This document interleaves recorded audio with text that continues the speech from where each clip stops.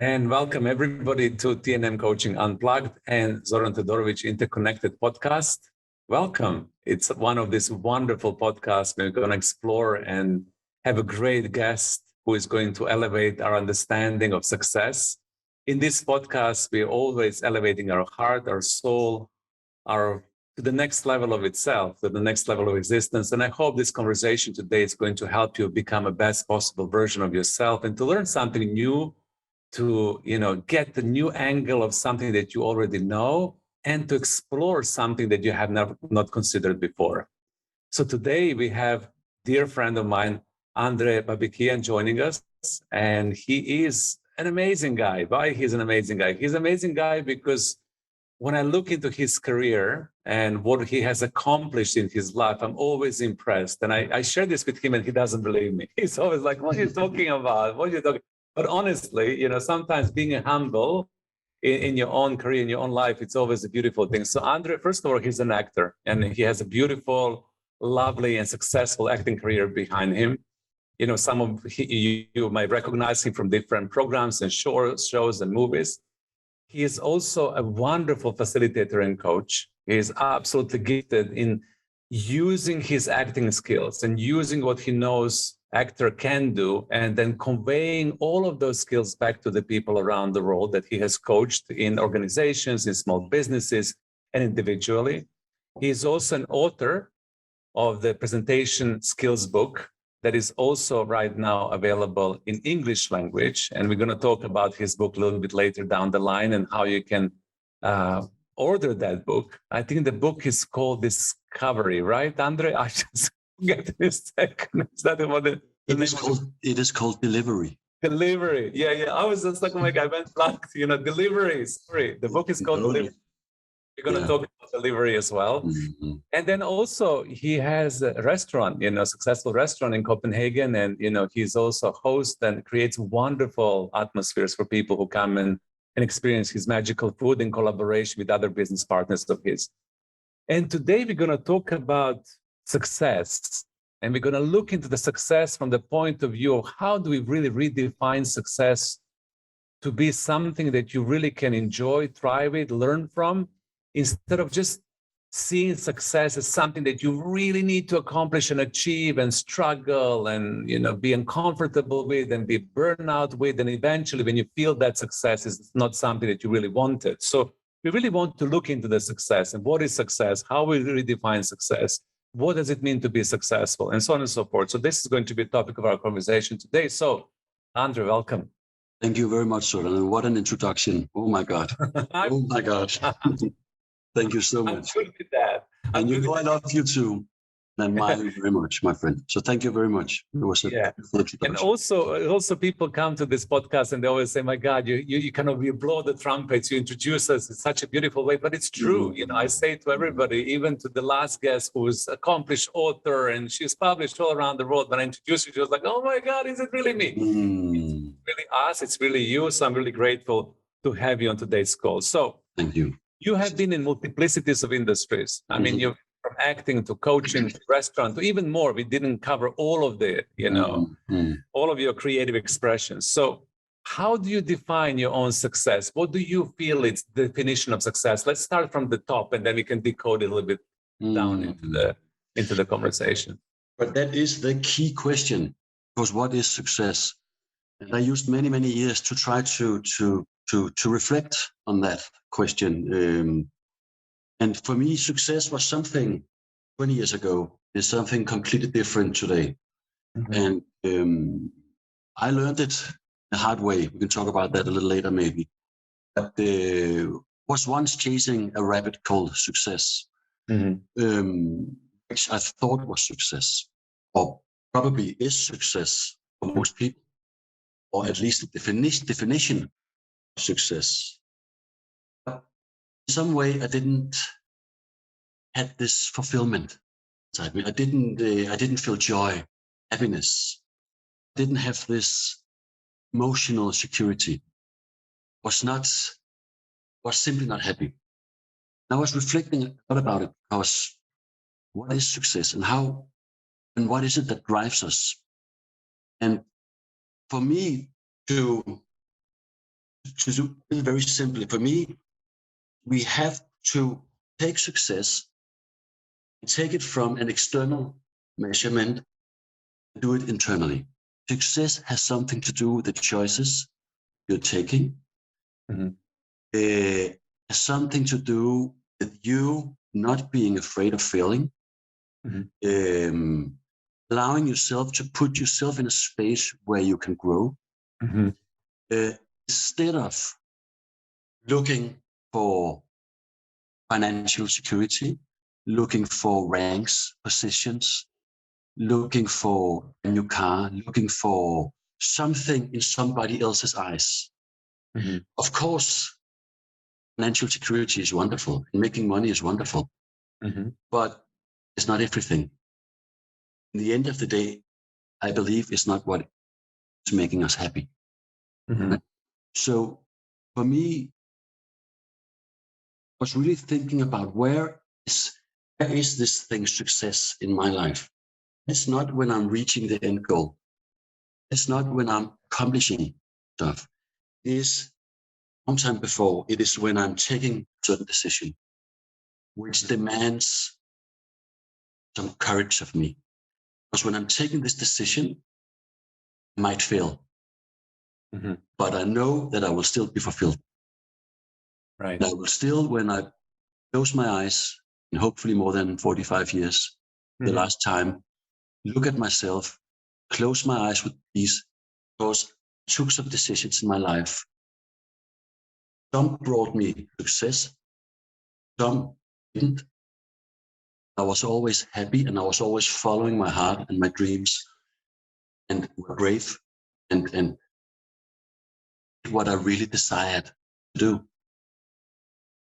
So, yeah, that was a kind of a quick answer or reflection. Yeah. It's a very, very complex question that I'm asking at the top of the call. Absolutely. And for me, what I would love to highlight, what you shared so far, is that deeper fulfillment of feeling that emotional fulfillment. It's one of the definitions of success, the ability to follow the heart, the ability to be courageous. You mentioned that, making choices and decisions. And then even if those choices and decisions are not fully comfortable, that you jump into that with courage, and then you land into some new reality that you are creating and experiencing. That can also be the definition of success.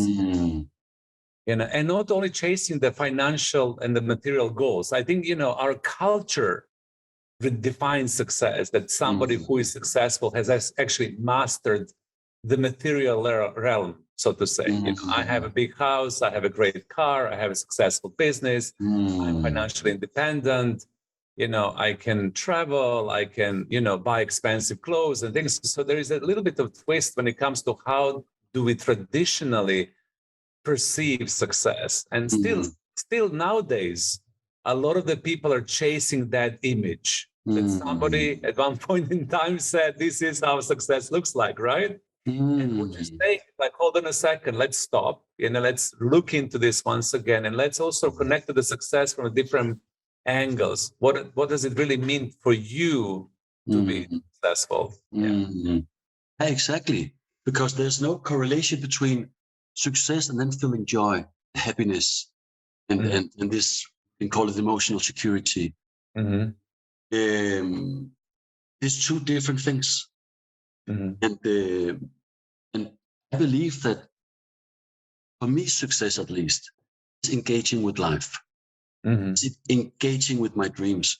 It's engaging with what I truly feel and sense in my deepest inner André makes me happy.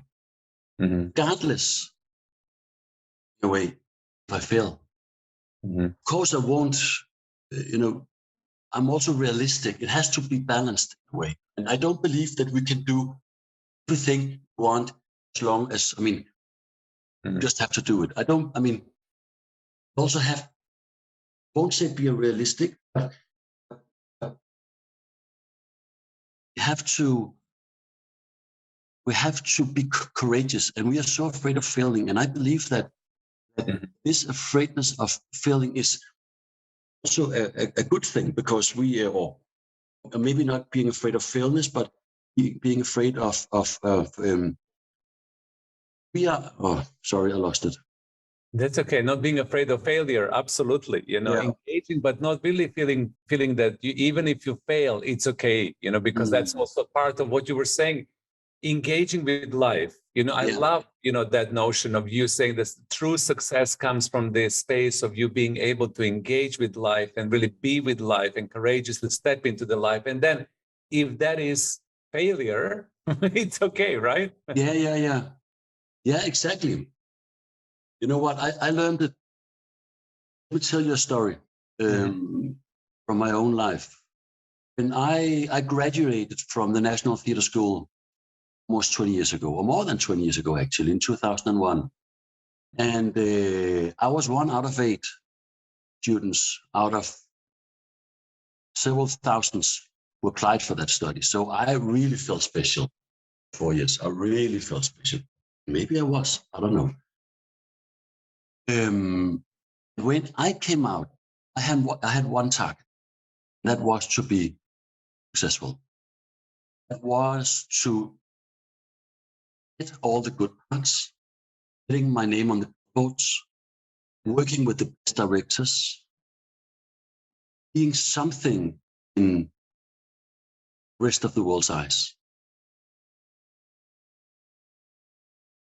In a very short period of maybe half a year, I started losing myself in that loop. I started chasing that success.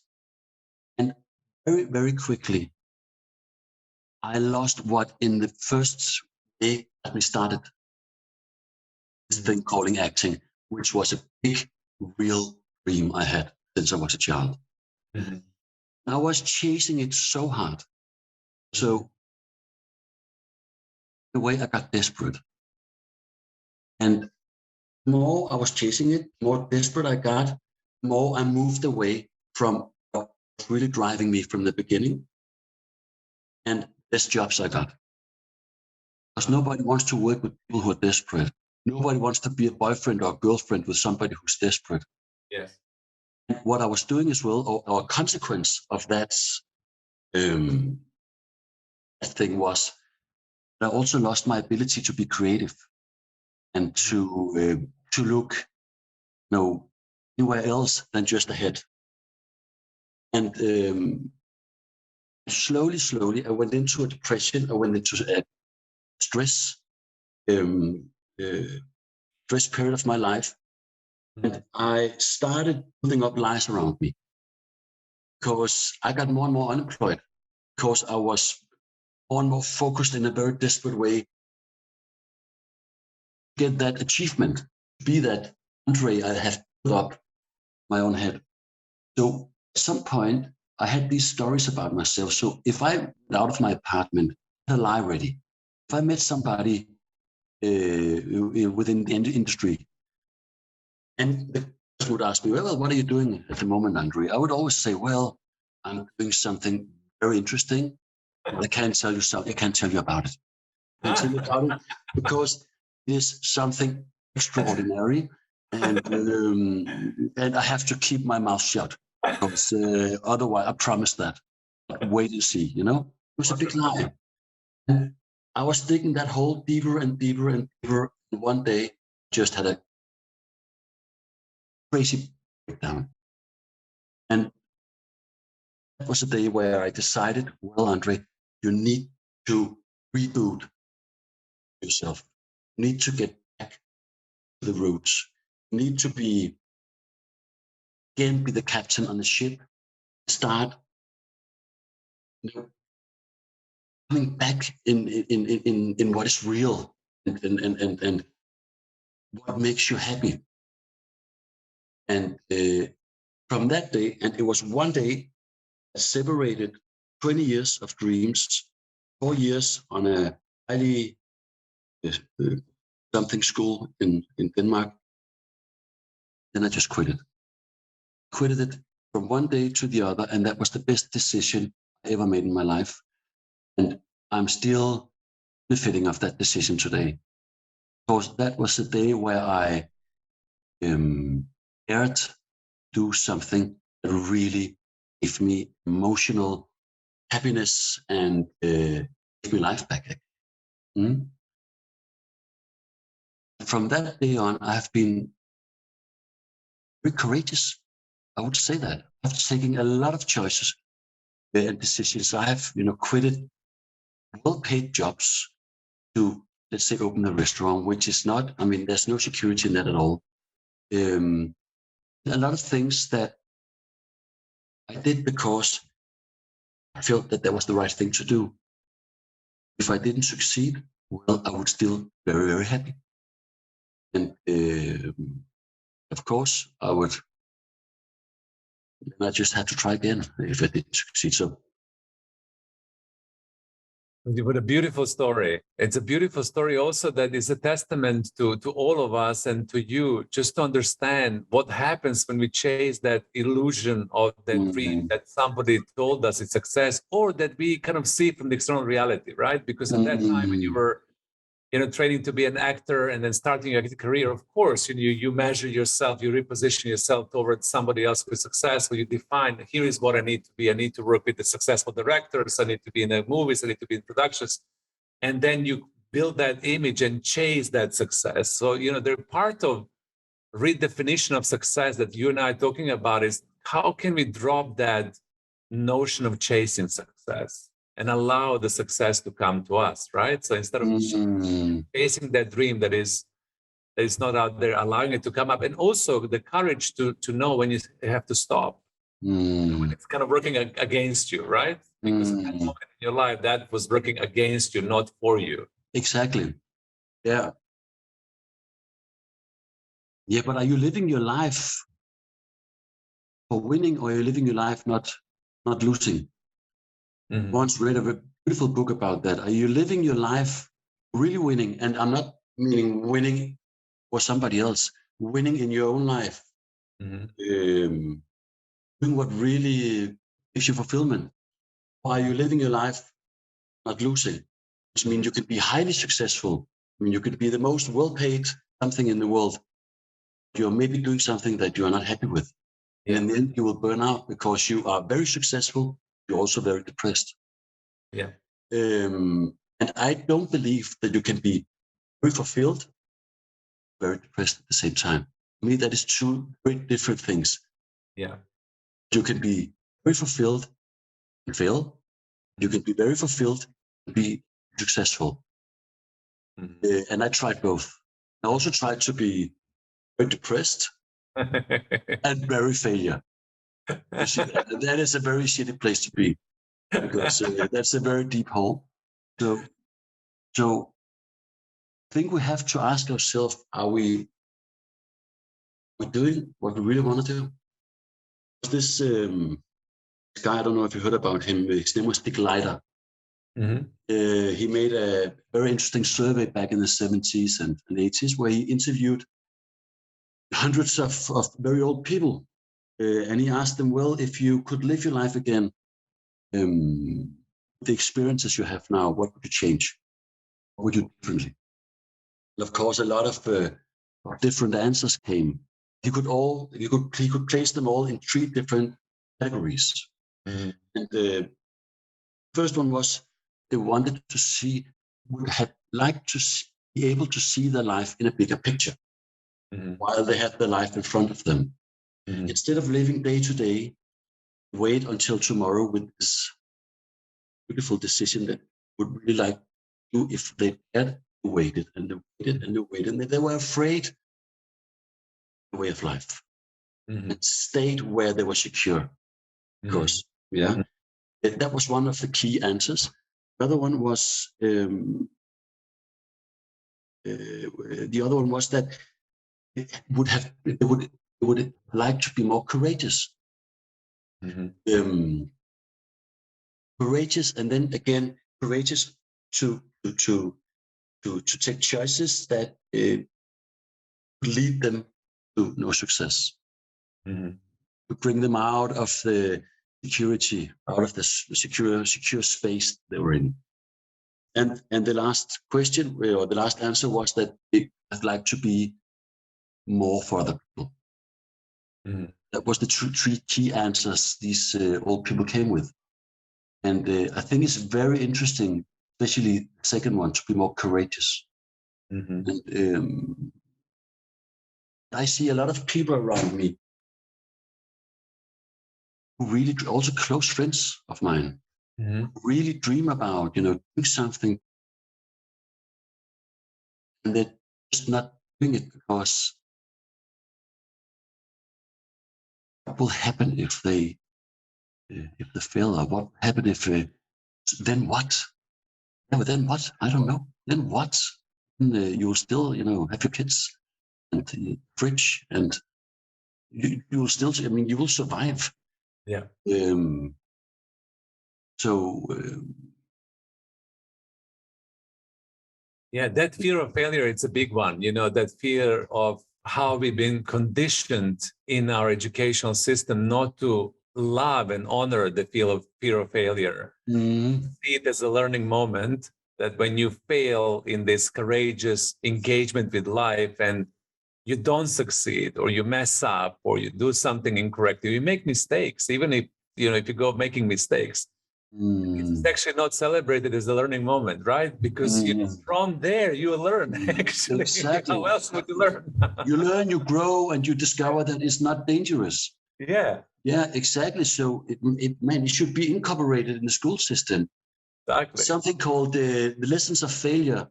Yes. We just fail and get used to that feeling, and not getting and try to learn to not getting humiliated or embarrassed or having these bad feelings about it. But, being able to look ourselves in the mirror and say, well, then what? I tried. At least I tried. Exactly. It failed. It has nothing to do with me in eyes of other people. Actually, I don't care. I'm living my life as I really, I have the desire for. Yes. Yeah. So that fear of failure is the big one, and we decoded that. So we're inviting the audience, when you feel that inside of you, see it for what it really is, and begin redefining that, fear to engage, fear to fail as a learning moment. Remember when you were a little child, when you were learning how to walk or ride the bike or hop on the skateboard, or anything that you learned, you failed many, many times before you were able to do that skill. So actually it can be fun. This is what I'm saying. Sometimes failure, if it's not too serious, right, in a grown-up content, it can be fun to try to fail. But we need to also create a culture around us that empowers and encourages that. Yeah. And then also what you mentioned, which I really love, which is, courageousness. So when you coach people or you coach yourself and you look into life in itself, what do you feel prevents people of being more courageous? What is that stops us, yourself, me, everybody who is listening, to kind of take the life? Courage. I mean, it's a very, very interesting question, and it's also a very difficult question to have the final answer on. And of course, none of us have that. But I think, first of all, I think it's very difficult, at least for me, to coach myself, because I'm very, as everybody else, very unconscious. And I am driven of unconscious patterns. So I can not always walk my own talk, but at least trying. I think it's unconsciousness. I think that it is something. We have some thoughts and we have some feelings, and that in a way is preventing us from doing that. And in a way, I mean, we could start thinking about what we're thinking and start evaluating our feelings and our emotions and our thoughts, and try to go meta on them, and ask ourselves, why am I thinking what I'm thinking, and why do I feel what I feel? Is that beneficial for me? Or is that stopping myself from going somewhere? So find a coach, or try yourself to start thinking about what you're thinking, instead of automatically just being in that wheel of slave thoughts that are just turning around and remember it's like 70-80% of our thoughts are repeatedly same and the same and the same, always circling about negative things, things you want to avoid or stuff like that, and maybe start beginning to replace. I mean, now we're going into cognitive therapy, but try to replace these negative automatic thoughts with something positive, something that are actually beneficial and often also more aligned to reality. So I would start seeing a coach or a therapist. Exactly. And I love that you're saying that unconscious behavior, and then from unconscious behavior, creating this awareness that you're thinking about your thoughts, that you're listening to that inner dialogue. What is the narrative that you keep on saying to yourself? Because on a certain level, if we don't become aware of our thoughts and we don't understand what we're thinking and we don't illuminate some kind of light through conversation, through coaching, through being with a friend, through journaling, self-reflection exercises, then we can be really stuck in not being willing to take these courageous steps into our life because something is holding us back. And that something that is holding us back can be any negative pattern, any negative experience, limiting belief, something that happened in the past, the experience when we failed, and now we don't want to repeat it again because we're afraid of failure, as we talked so far. So unconscious plays a lot of, space in enabling us to courageously engage in life. And as you said from the beginning, your definition of success, what I've heard, which I really love, it's, being able to engage with life, being able to really try things out and being able to play and create your own, success. So, yeah. So when you see yourself today, and you see all of the different activities that you've done in your life, would you say that you're successful? So how do you see yourself now?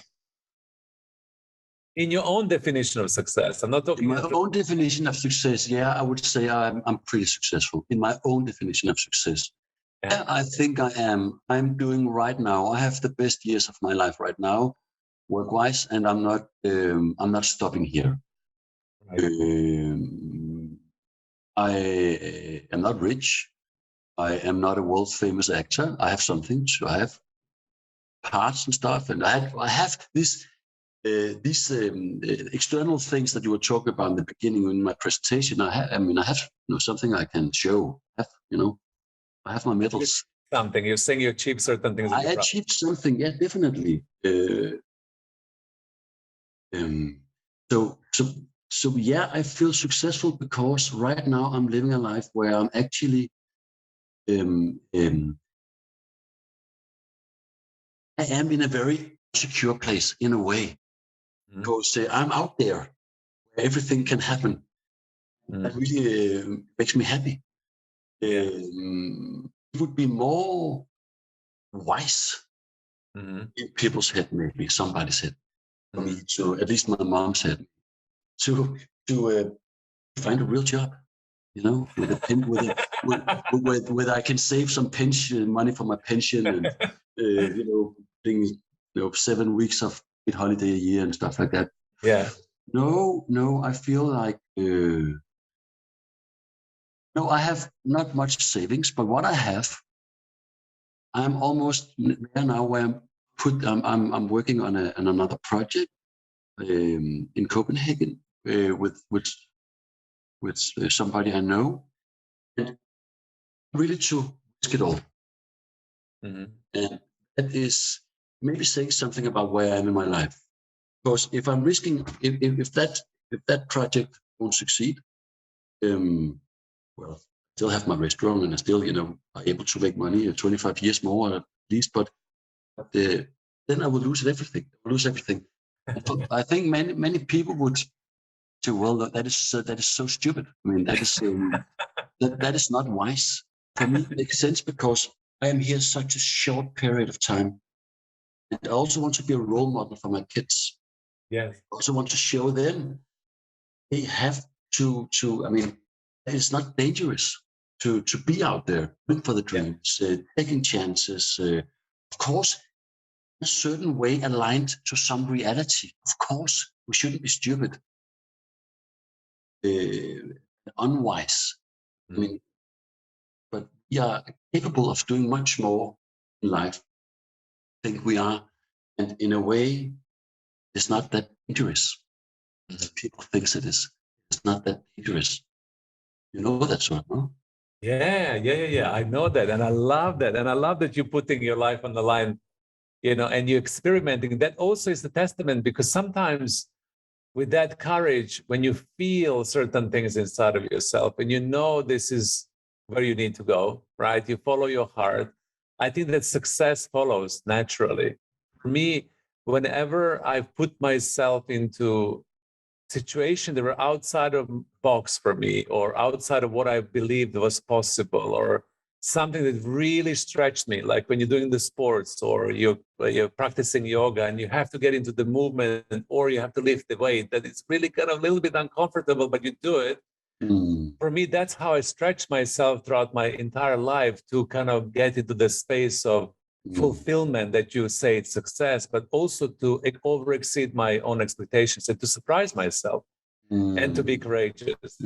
So I think that the invitation for everybody is like, slowly and gently get out of these comfort zones, challenge yourself, to really feel alive. And I think that feeling of feeling alive, it's for me the success in itself. If you are with if you are with the success of financial wealth and abundance, but you don't feel that aliveness inside of you, don't feel that creative energy, the juice, the courageousness, that you're just living, but you're not really living. So we would love to invite people to live, right? But that was wonderful express, sort of, because I totally agree, and I think that's the core of success: feeling alive. Feeling alive. As you're saying, it's a bit of a cliche, but try to get comfortable with the uncomfortable. Yeah. Start to expand the comfortable zone you have. Start taking small steps. That's also what we learn our kids, right? Yes. But we. Yes. So tell me about your book, because we don't have that much time. Delivery. Is that about how to successfully use presentation skills to really show up in your life? What is delivery about? It's about earning money and not being happy. It's a wonderful book that no, it's not. It's a book I wrote some years ago, and it's a book about delivering speeches in front of audience, something that is very fearful for many people. So it's a small handbook, and that was the purpose, to make it easy to grasp and easy to use. It's very user-friendly, with some good tips and tricks. The next time people say you're standing in front of an audience, you're getting nervous, how to prepare yourself, some tricks or some good tips to how to prepare and conduct the speech, and not being too afraid, in a way. I mean, in a way, start enjoying being in that space. Many people struggle with that. I've coached people in organizations, even the small business owners. It's not a comfortable spot for a lot of people to stand in front of people. So, I'm happy that delivery, it's kind of giving people necessary skills and tools and frameworks and ability to breathe that confidence up and to start enjoying presenting to other people. So I think that's lovely. So how can people find that? Is that book available because it's in English all around, or is it only available in Denmark at this moment in time? Should I be honest? Yes. I don't know. Okay, we'll Google. I don't know. So, it's quite a few years since I wrote it, and I kind of it's just out there somewhere. You can buy it in stores in Copenhagen and different places. I think it's on Amazon or something. I think you can buy it on Amazon. Yeah, I think so. That tells us the detachment of the creation. You gave the birth to it, and now it's living its own life. Yes, its own life. Exactly. You're a good father. You allow your child to live its own life. It will come and tell you where it is. Exactly. All right. So we have a few minutes left until the end of the recording. So where would you love to leave audience with them? Anything that you would love them to practice or play with or experiment? Anything that you would love to empower people who are listening to this podcast try to do or to do differently in order for them to really reconnect with that deeper sense of success that we call fulfillment and ability to engage in life, ability to feel alive. So because we really would love everybody to start thinking about it, because what André and I are talking about is redefining success and looking into success from completely different lenses, right? Not striving, not thriving, not chasing the illusion of the dream that somebody else has presented to you through the movies, books, commercials, advertising, social construct, but to really feel what is that fulfillment for you? What feels right for you? What makes your heart sing and what makes your life? So this is where we would love you to feel and think and be. So André, anything that you would love to share or ask or encourage our audience to play with before we wrap up for today? I hope that this talk between us will create some reflections for those who listen to it, and or encourage people to if I should encourage to just to read a book. I would recommend the book "Play to Win" by Larry Wilson. It was one of the first books I read when I went into this coaching and this industry, and it was maybe the most inspirational book I ever read. Also came in on a very good time in my life. So "Play to Win" by Larry Wilson and Hirsch Wilson. And then, I don't know, I think that everything has been said, I would say it's not that dangerous. Keep on saying that to yourself. It's not that dangerous. And if I should be very honest, am I living life I really want to live? Am I truly happy? And I know we cannot be happy all the time. It's also an illusion. It's also okay sometimes to just spend some years rooting your life and just be happy with what you have. Be zen about that, present, and not chasing fulfillment rabbit, because that could also be rabbit. Are you really, really, truly living the life you're living, or you will live, or are you going around with this small dream about doing something differently you don't dare to do because of a lot of things? And I would encourage you to maybe talk to somebody about it, because it's very difficult, at least for me, to coach myself. You can be very aware about things, but your unconscious mind and bias will always start working and manipulate your brain and then your behavior. So take it seriously and invest some money and some time seeing somebody who can help you, asking the right questions and help you, hold your hand, first steps to happiness. Wonderful. Wonderful. What a great and joyful and lovely conversation about the redefinition of success. André, thank you so much for coming to the podcast. We're really grateful and happy. You have elevated your heart, our hearts, your heart, our soul, our minds to the next level of itself. We're super grateful. To the audience, thank you so much for tuning in, for listening, for being and following this podcast. André, thank you so much. We'll see each other soon. Thank you so much, Akut. Thank you so much, Soren.